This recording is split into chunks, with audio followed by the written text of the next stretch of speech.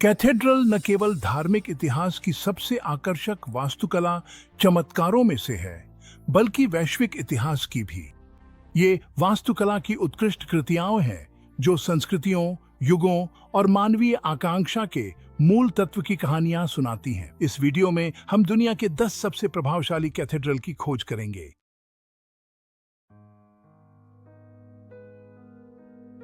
हमारी यात्रा फ्रांस के दिल में प्राचीन शहर शार्त्र से शुरू होती है। यहाँ लहराते ग्रामीण इलाकों के ऊपर उठता हुआ गॉथिक वास्तुकला का एक उत्कृष्ट नमूना खड़ा है, जो मध्यकालीन यूरोप की आध्यात्मिक आकांक्षाओं का प्रमाण है। शार्त्र कैथेड्रल का इतिहास प्रारंभिक ईसाई युग से जुड़ा है, लेकिन जो संरचना हम आज देखते हैं वह मुख्य रूप से 12वीं और 13वीं शताब्दी में बनाई गई थी। यह कैथेड्रल अपनी वास्तुकला में किए गए नवाचारों के लिए प्रसिद्ध है, जिन्होंने गॉथिक शैली को परिभाषित करने में मदद की। इसकी सबसे आकर्षक विशेषताओं में से एक है फ्लाइंग बट्रेस का व्यापक उपयोग, जिसने ऊंची दीवारें और बड़े खिड़कियां संभव बनाई। कैथेड्रल का मुखौटा 3 भव्य द्वारों से सुसज्जित है, जिनमें से प्रत्येक में बाइबल के दृश्यों को दर्शाते हुए जटिल मूर्तियां बनी हुई हैं। पश्चिमी मुखौटा, जिसे रॉयल पोर्टल भी कहा जाता है, विशेष रूप से पुराने नियम के राजाओं और रानियों की विस्तृत नक्काशी के लिए प्रसिद्ध है, जो चर्च और राजशाही के बीच संबंध की याद दिलाती है। अंदर से भी यह कैथेड्रल उतना ही प्रभावशाली है। ऊंची गुंबददार छतें, जो सुरुचिपूर्ण स्तंभों द्वारा सहारा दी गई हैं, श्रद्धा और विस्मय की भावना उत्पन्न करती हैं। शार्त्र कैथेड्रल की सबसे उल्लेखनीय विशेषताओं में से एक इसकी सना हुआ कांच की खिड़कियों का संग्रह है। यहाँ 170 से अधिक खिड़कियां हैं, जिससे यह दुनिया में मध्ययुगीन सना हुआ कांच की सबसे बड़ी और सबसे अच्छी तरह संरक्षित संग्रहों में से एक बन जाती है।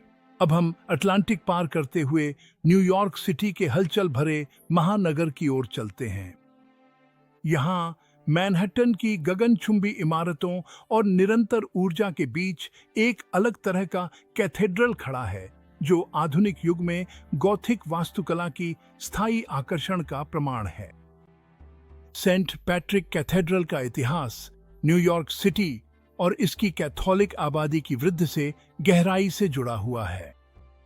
कैथेड्रल का निर्माण 1868 में शुरू हुआ था और इसे आधिकारिक रूप से 25 मई 1859 को खोला और समर्पित किया गया था। सेंट पैट्रिक कैथेड्रल गॉथिक पुनरुत्थान वास्तुकला का एक उत्कृष्ट उदाहरण है, जिसे इसकी नुकीली मेहराबें, पसलीदार गुंबद और उड़ती हुई बटरेसें दर्शाती हैं। कैथेड्रल का बाहरी हिस्सा सफेद संगमरमर से बना है, जो मैनहट्टन की आधुनिक गगनचुंबी इमारतों की पृष्ठभूमि में इसे एक आकर्षक रूप देता है। दोहरी मीनारें, जो 330 फीट या 100 मीटर की ऊंचाई तक जाती हैं, कैथेड्रल की सबसे विशिष्ट विशेषताओं में से हैं। ये मीनारें, जो 1888 में पूरी हुई थीं, उस समय न्यूयॉर्क सिटी की सबसे ऊंची संरचनाएं थीं। अंदर कैथेड्रल की भव्यता जारी रहती है। नाव के दोनों ओर 14 साइड चैपल हैं, जिनमें प्रत्येक मसीह के जीवन की विभिन्न घटनाओं या संतों समर्पित है। पतली स्तंभों सहारा दिया गया गुंबददार छत ऊंचाई और विस्तार का एहसास कराता है। बड़ी रंगीन कांच की खिड़कियां अंदरूनी हिस्से रंगीन रोशनी भर देती हैं, जिससे आध्यात्मिक वातावरण गहरा हो जाता है। चाहे इसे इसकी गॉथिक पुनरुद्धार भव्यता के लिए सराहा जाए या एक पवित्र स्थल के रूप में पूजा जाए, Saint Patrick cathedral New York city का एक प्रिय और स्थायी प्रतीक बना हुआ है।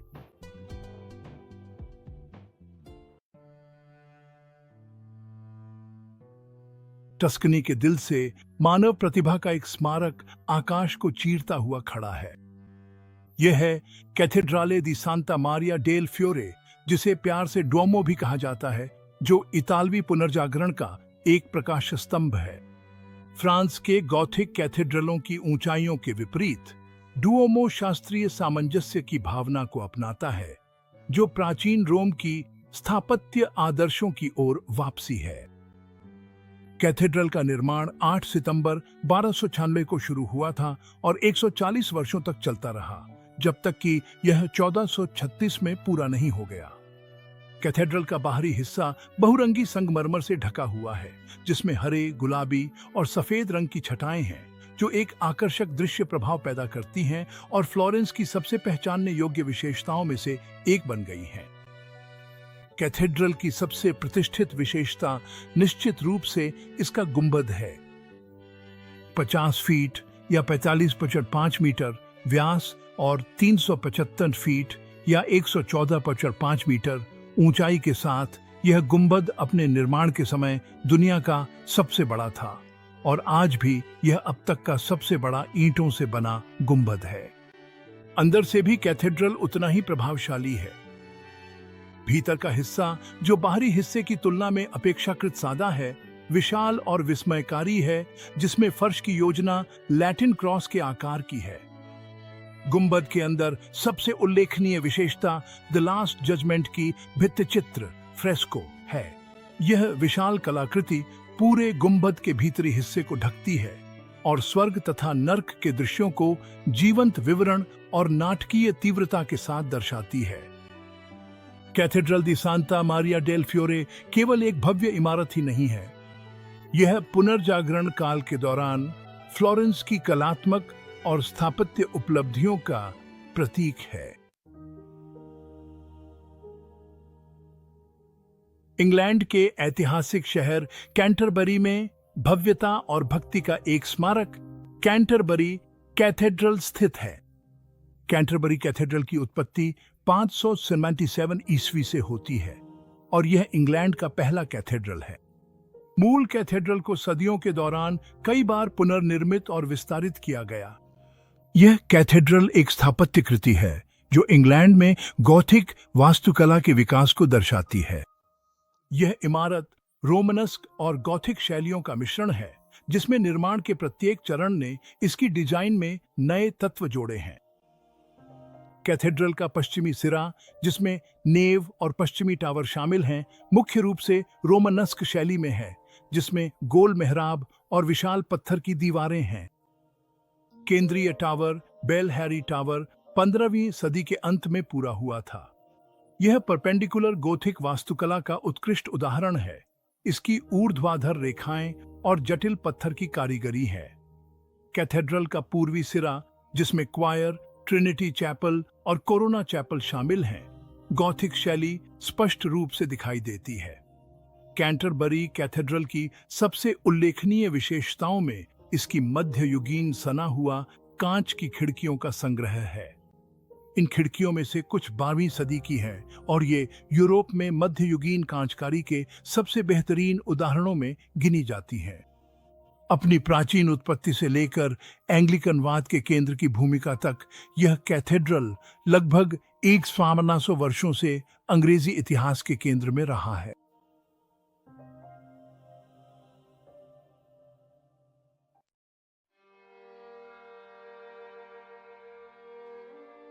रेंस कैथेड्रल, जिसे नोट्रे डेम द रेंस के नाम से भी जाना जाता है, फ्रांस के सबसे महत्वपूर्ण गॉथिक कैथेड्रलों में से एक है और राष्ट्र के इतिहास का प्रतीक है।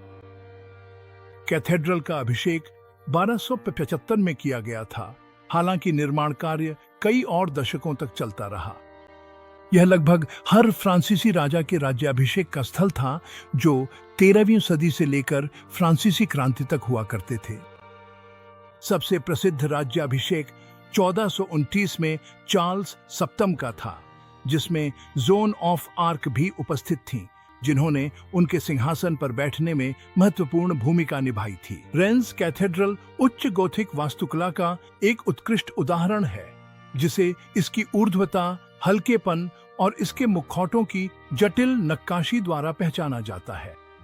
विशेष रूप से पश्चिमी मुखौटा अपनी भव्य मूर्तियों के लिए प्रसिद्ध है और ये गॉथिक कला की सबसे बड़ी उपलब्धियों में से एक माना जाता है। पश्चिमी मुखौटे पर स्थित स्माइलिंग एंजल की मूर्ति गॉथिक कला की सबसे प्रसिद्ध मूर्तियों में से एक है।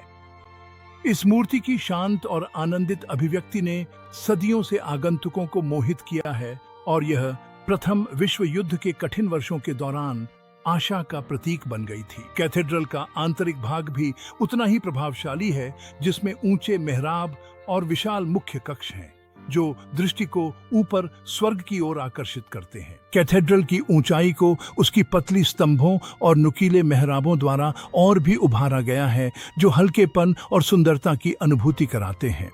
गायक मंडप, जहां राज्याभिषेक समारोह आयोजित होते थे, भव्य रंगीन कांच की खिड़कियों से घिरा हुआ है, जो पूरे स्थान को रंगों से भर देते हैं।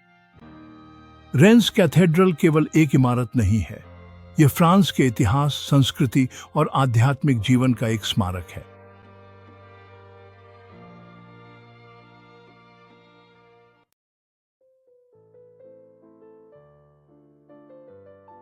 सेंट स्टीफन कैथेड्रल वियना के ठीक केंद्र में स्थित है और शहर की सभी दूरियां इसकी मुख्य द्वार से मापी जाती हैं। इसे अक्सर शहर की आत्मा कहा जाता है, क्योंकि वियना के इतिहास और संस्कृति में इसकी केंद्रीय भूमिका है। कैथेड्रल की उत्पत्ति 12वीं शताब्दी की है, जब वियना एक साधारण मध्ययुगीन नगर था। सेंट स्टीफन कैथेड्रल गॉथिक वास्तुकला का एक शानदार उदाहरण है, जिसे इसकी ऊंची मीनारों, जटिल पत्थर की नक्काशी और विशाल आंतरिक भाग द्वारा पहचाना जाता है। कैथेड्रल की डिजाइन में रोमानस्क और गॉथिक वास्तुकला के विकास की झलक मिलती है, जिसमें दोनों शैलियों के तत्व इमारत के विभिन्न हिस्सों में देखे जा सकते हैं। कैथेड्रल की सबसे आकर्षक विशेषता इसका दक्षिणी टॉवर है, जो वियना के आकाश में प्रमुखता से दिखाई देता है। 1433 में पूरा हुआ यह टॉवर 484 फीट या 136 मीटर ऊंचा है और कई सदियों तक वियना की सबसे ऊंची इमारत रहा। कैथेड्रल के अंदर गॉथिक प्रभाव पसलियों जैसी छतों, नुकीले मेहराबों और ऊंची रंगीन कांच की खिड़कियों में स्पष्ट रूप से दिखाई देता है, जो पूरे स्थान को रंगीन रोशनी से भर देती है। कैथेड्रल के आंतरिक भाग की एक और खासियत है हाई अल्टर, जिसे 1643 में बारोक शैली में पूरा किया गया था। इसमें सेंट स्टीफन की पथराव की घटना का नाटकीय चित्रण है, जिसे संगमरमर की मूर्तियों और सुनहरे अलंकरणों से घेरा गया है। महान संगीतकार वोल्फगैंग अमाडियस मोजार्ट का सेंट स्टीफन कैथेड्रल से गहरा संबंध था।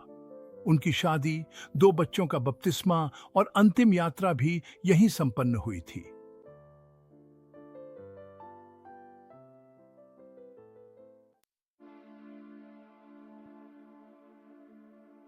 डुओमो दी मिलानो या मिलान कैथेड्रल दुनिया के सबसे भव्य और प्रतिष्ठित गिरजाघरों में से एक है।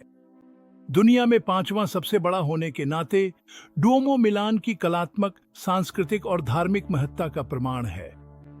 डोमो को पूरा होने में लगभग 6 शताब्दियां लगीं। इसका निर्माण 1396 में शुरू हुआ था और आधिकारिक रूप से 1965 में समाप्त हुआ।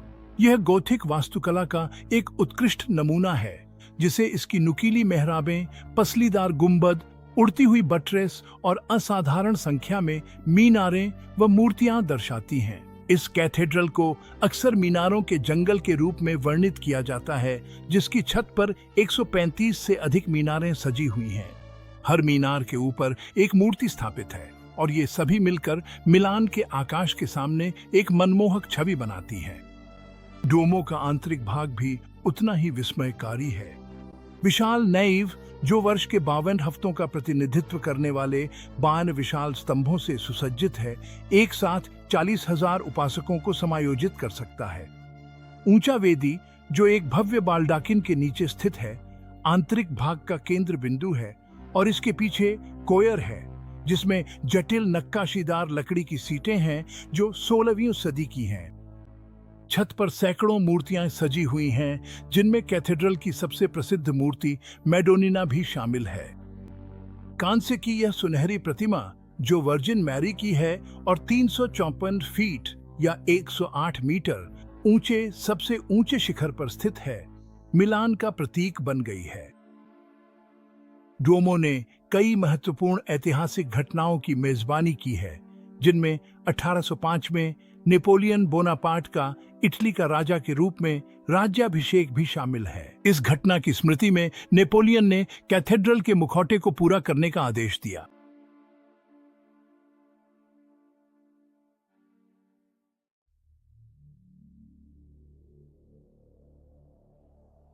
दुनिया के सबसे ऊंचे कैथेड्रलों में से एक और जर्मनी का सबसे अधिक देखा जाने वाला स्थल होने के नाते कोलोन कैथेड्रल गॉथिक वास्तुकला और इस क्षेत्र के समृद्ध इतिहास का प्रमाण है। कोलोन कैथेड्रल के निर्माण में 600 से अधिक वर्ष लगे, जिसका कार्य 1248 में शुरू हुआ और अंततः 1880 में पूरा हुआ। कोलोन कैथेड्रल गॉथिक वास्तुकला का उत्कृष्ट उदाहरण है।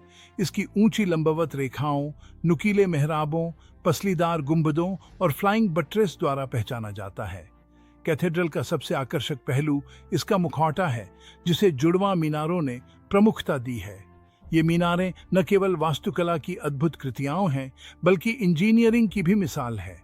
खासकर 19वीं सदी में इतनी ऊंची संरचनाएं बनाने की चुनौतियों को देखते हुए मुखौटे को संतों, प्रेरितों और अन्य धार्मिक हस्तियों की मूर्तियों के साथ साथ जटिल नक्काशी और ट्रेसरी से सजाया गया है, जो इसकी भव्यता को और बढ़ाते हैं। कोलोन कैथेड्रल का आंतरिक भाग भी उतना ही प्रभावशाली है, जिसमें एक विशाल नैव है जिसकी लंबाई 472 फीट या 144 मीटर और ऊंचाई 141 फीट या 43 मीटर है। नैव को विशाल स्तंभों द्वारा सहारा दिया गया है और इसमें शानदार रंगीन कांच की खिड़कियां हैं, जो विभिन्न कालों की हैं, मध्ययुगीन, 19वीं सदी और आधुनिक डिजाइनों सहित।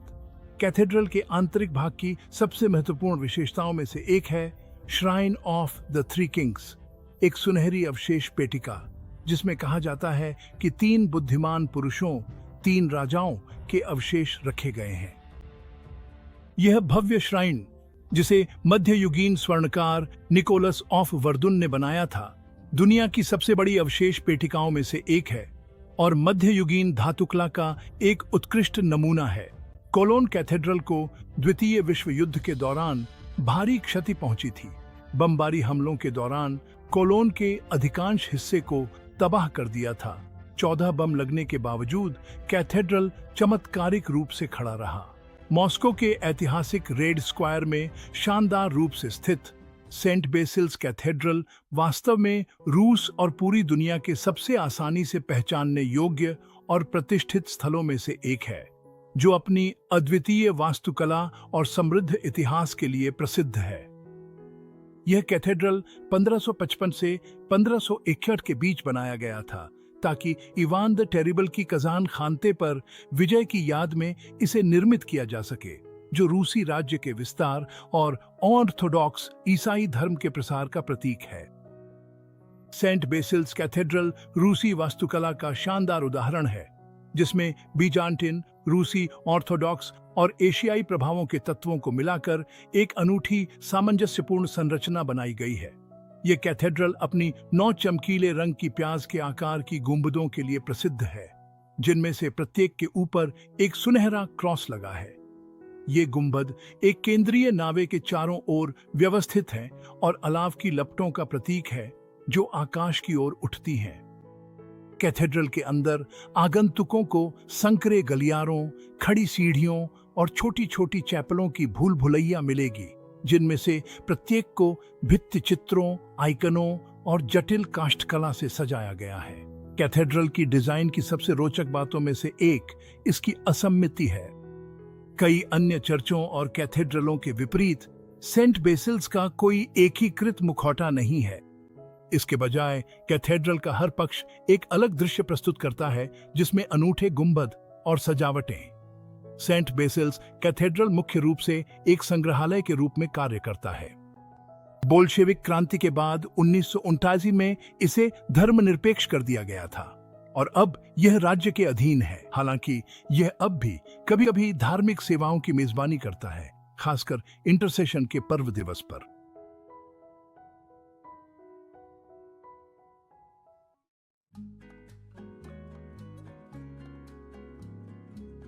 तकनीकी रूप से कैथेड्रल न होते हुए भी ला सग्रादा फैमिलिया दुनिया की सबसे असाधारण इमारतों में से एक है, एक वास्तुशिल्प कृति और बार्सिलोना का प्रतीक है। इस विशाल बेसिलिका का निर्माण, जिसे दूरदर्शी वास्तुकार एंटोनी गौदी ने डिजाइन किया था, 1882 में शुरू हुआ था और आज भी लगातार जारी है।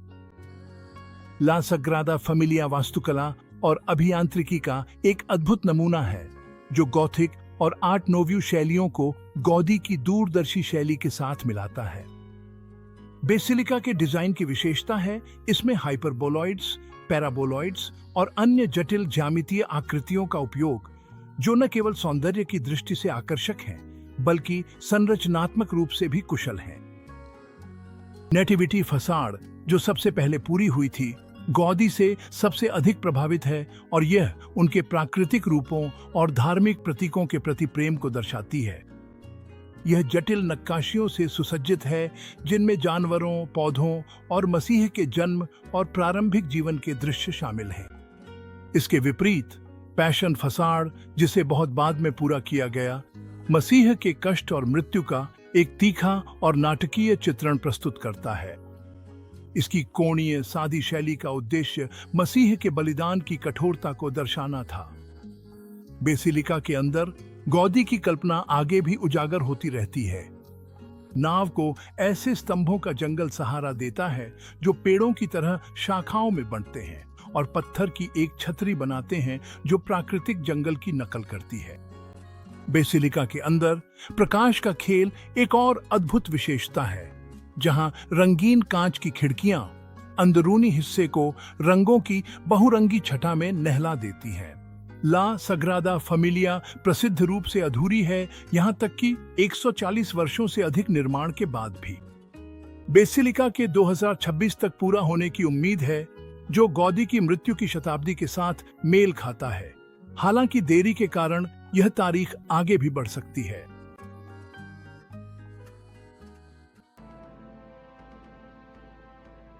हमने दुनिया के सबसे सुंदर कैथेड्रलों की बस सतह ही छुई है। अब हम आपकी राय जानना चाहेंगे। आपके पसंदीदा कैथेड्रल कौन से हैं? नीचे कमेंट्स में अपने विचार साझा करें। अगर आपको यह यात्रा पसंद आई हो तो हमारे चैनल को सब्सक्राइब करना न भूलें, ताकि आपको सामग्री मिलती रहे।